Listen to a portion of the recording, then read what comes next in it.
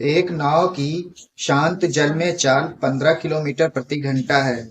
नाव को धारा की दिशा में 30 किलोमीटर ले जाने और फिर धारा की विपरीत दिशा में उसी स्थान पर लौटने में कुल समय 4 घंटे 30 मिनट लगता है।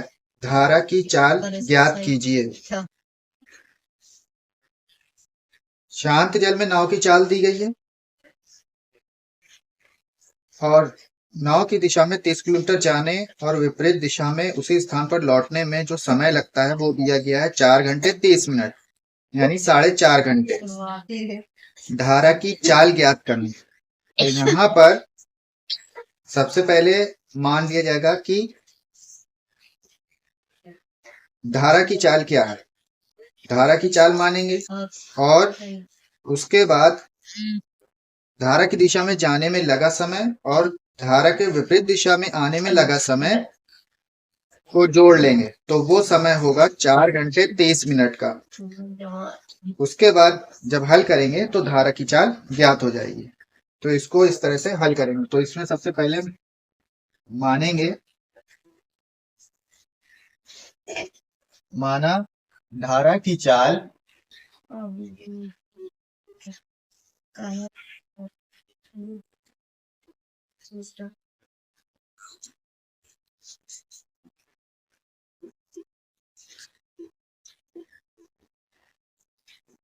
धारा की चाल बराबर x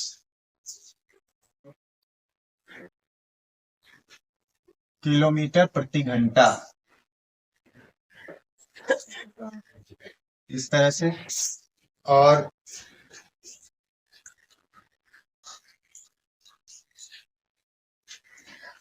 नाव की शांत जल में चाल 15 किलोमीटर दी गई है।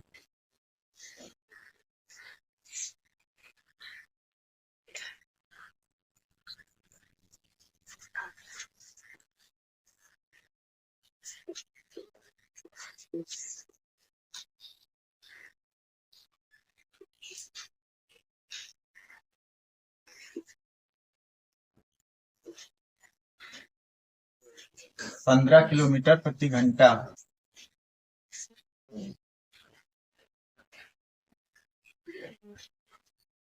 अब इससे धारा की चाल है और शांत जल में नाव की चाल। नाव जब धारा की दिशा में चलेगी तो उसका जो चाल होगा वो बढ़ जाएगी। ऐसे जा रही है नाव और धारा की दिशा यही है, धारा भी इधर ही है और नाव भी इधर है, तो चाल बढ़ जाएगी, ज्यादा हो जाएगी। और जब नाव इधर चल रही है और धारा उल्टी आ रही है तो ये जो गति है, जो चाल है, वो कम हो जाएगी।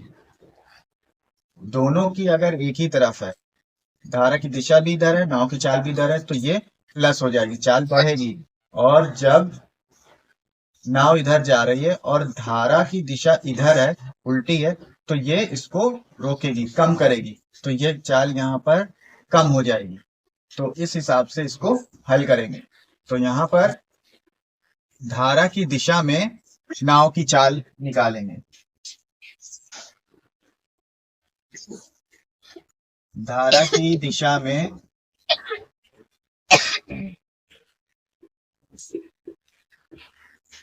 धारा की दिशा में नाव की चाल।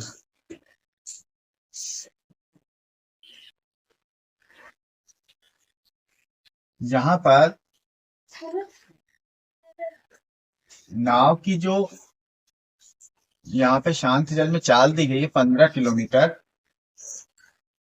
ये 15 किलोमीटर। अब इसमें जो धारा की चाल है वो प्लस हो जाएगी इस तरह से, तो 15 प्लस x बन जाएगी ये धारा की दिशा में नाव की चाल। तो ये हो जाएगा इस तरह से किलोमीटर प्रति घंटा।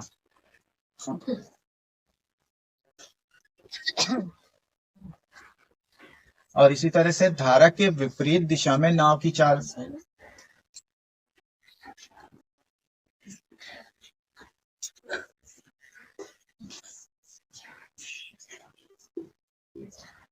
धारा के विपरीत आने में जो है उसको निकालेंगे, विपरीत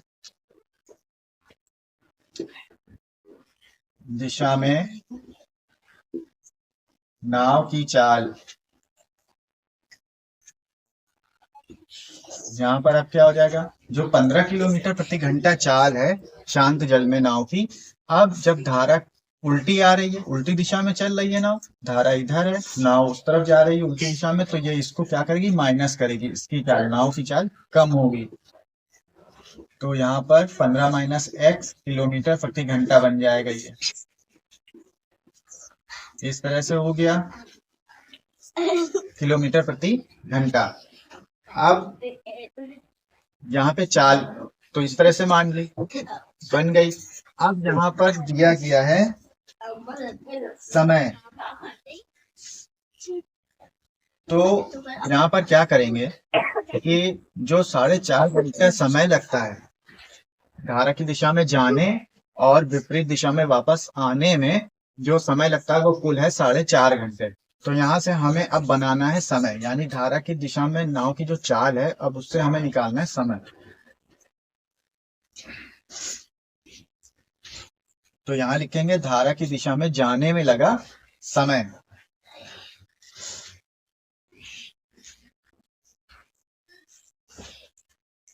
धारा की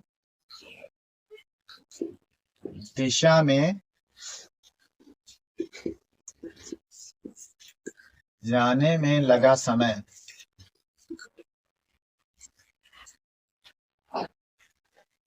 अब धारा की दिशा में जाने में लगा समय कैसे निकाले, समय बराबर होता है दूरी बटा चाल, दूरी बटे चाल। दूरी मालूम है, दूरी दी गई है 30 किलोमीटर, ठीक है, तो दूरी 30 किलोमीटर लिखें। चाल, अब जाने में लगा समय, यानी धारा की दिशा में नाव की जो चाल है वो यहाँ पे लिखी जाएगी, चाल 15 प्लस एक्स, इस तरह से। तो ये बन जाएगा समय, और ये होगा घंटा में, इस तरह से, ठीक है। अब धारा के विपरीत दिशा में जो चाल थी, अब इससे हम निकालेंगे समय। तो यहां लिखेंगे विपरीत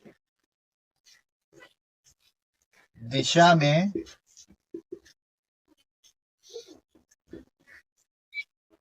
आने में लगा समय, यानी विपरीत दिशा में वापस आ रहे हैं तो इसमें जो समय लगेगा वो,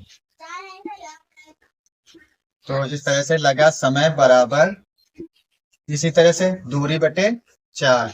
तो यहाँ पर दूरी दी गई है 30 और बटे, अब ये जो विपरीत दिशा में चाल है 15 माइनस एक्स, ये यहाँ पर लिखी जाएगी 15 माइनस एक्स, ये भी समय है घंटा में, इस तरह से लिख लिया। अब इसको हल करना है प्रश्न के अनुसार। प्रश्न के अनुसार कह रहे हैं कि धारा की दिशा में जाने में लगा समय, धारा की दिशा में जो जाने में समय लगा है वो लिखा जाएगा।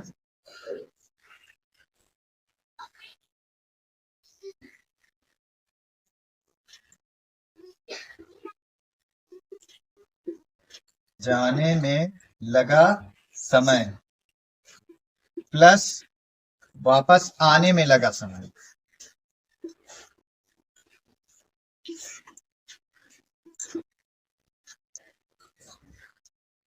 जाने और आने में जो समय लगता है वो कुल समय दिया गया है, तो ये हो जाएगा कुल समय। अब यहाँ पर जाने में जो लगा समय है वो ये है, इसको लिख लेंगे 30 बटे 15 प्लस 1, प्लस करेंगे आने में लगा समय, तो वापस आने में लगा समय ये है 30 बटे 15 माइनस एक्स, और बराबर कुल समय यहाँ लगता है 4.5 घंटे, यानी यहाँ पर है 4 घंटा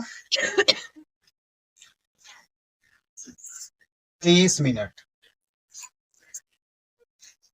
तो 4 घंटा 30 मिनट को जब हल करेंगे तो ये 30 मिनट है, यानी 1 घंटे का आधा भाग, यानी 1/2 घंटा, 30 मिनट को बना लेंगे 1/2 घंटा, तो ये बन जाएगा,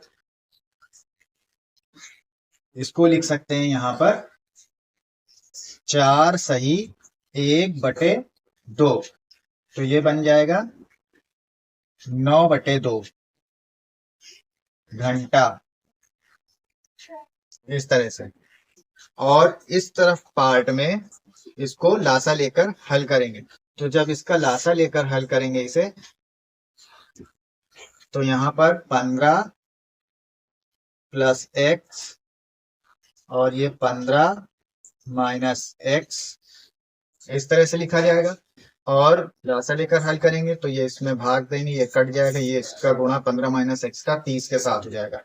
तो यहाँ पर ये आ जाएगा 30 और ब्रैकेट में 15 - x प्लस, इसी तरह से इसको हल करेंगे तो यहाँ हो जाएगा 30 और 15 + x, इस तरह से। अब इसके बाद यहाँ पर 30 कॉमन मिल रहा है, तो 30 को कॉमन ले लेंगे, इससे और आसान हो जाएगा, ज्यादा गुणा नहीं करना पड़ेगा। तो यहाँ पर हो जाएगा 30, यहाँ पे ब्रैकेट लगा लिया। अब यहाँ है 15 - x और प्लस 15 + x, इस तरह से।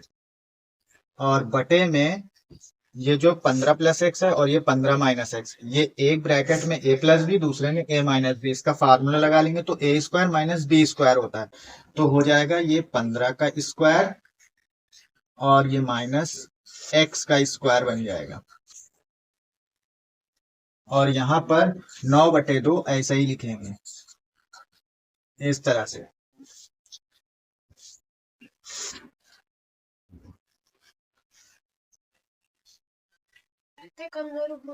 अब यहाँ पर ये 15 प्लस का है और ये प्लस का 15 है, तो जोड़ लेंगे, हो जाएगा 30 और ये प्लस का x और ये माइनस का कट जाएगा। तो यहाँ पर ये जो 30 है ये गुणे में रहेगा, इस तरह से। और बटे में यहाँ पर 15 का स्क्वायर, 15 का स्क्वायर करेंगे तो ये हो जाएगा 225 और -x का स्क्वायर बराबर 9/2, इस तरह से। अब तिरछा गुणा कर लेते हैं, इसको इसके साथ गुणे में और इसको इसके साथ गुणे में लिखते हैं, तो यहाँ पर हो जाएगा 9 गुणे 225 -x और इधर बराबर हो जाएगा 30 गुणे 30 गुणे 2, इस तरह से कर लेंगे। अब यहाँ पर 9 यहाँ गुणे में बराबर के इधर जाएगा तो ये बटे में आ जाएगा, तो यहाँ बचेगा सिर्फ 225 - x² बराबर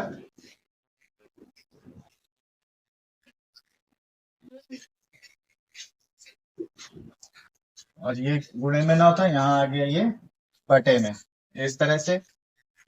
फिर अब क्या करेंगे, इसको हल करेंगे। यहाँ पर 9 है और ये 30 गुणे 30 है, तो यहाँ पर 3 से इसको काट लेंगे तो 3 × 9 कट जाएगा और 3 से इसको भी काट लेंगे, 3 से 3 कट जाएगा। अगर इसका गुणा कर लेते हैं तो ये हो जाएगा 900 और 900 गुणे 2/9, हल करेंगे 9 से 9 कट जाएगा तो ये आ जाएगा 100 गुणे 2, गुणा कर लेंगे हो जाएगा 200। तो इस तरह से यहाँ पर बन जाएगा 225 - x² बराबर 200, इस तरह से हो गया। अब यहाँ पर पक्षांतर कर लेंगे। अब 200 यहाँ प्लस का है, बराबर किधर आएगा तो माइनस हो जाएगा, 225 - 200 लिखा जाएगा और x को दूसरी तरफ भेज देंगे तो ये माइनस का है, प्लस का हो जाएगा। तो ये जब इधर भेज देंगे तो ये लिखा जाएगा प्लस का x² और 225 ये लिखा हुआ है, 200 को बराबर के दूसरी तरफ ले जाएंगे तो -200 हो जाएगा। इसमें से इसको घटा देंगे तो एक्स स्क्वायर बराबर बचेगा 225 में से 200 चले गए, बचे 25। इस तरह से अब x बराबर हो जाएगा √25। तो इस तरह से x का जो मान निकलेगा वो प्लस माइनस का 5 आएगा। ठीक है, और वहां पर x बराबर माना है कि धारा की चाल बराबर x किलोमीटर प्रति घंटा मानी थी। तो यहाँ पर जो x का मान आया है वो प्लस माइनस का 5 आया है। यहाँ पे प्लस का मान रखेंगे और ऋणात्मक मान हटा देंगे। तो इस तरह से ज्ञात हुआ, अतः धारा की चाल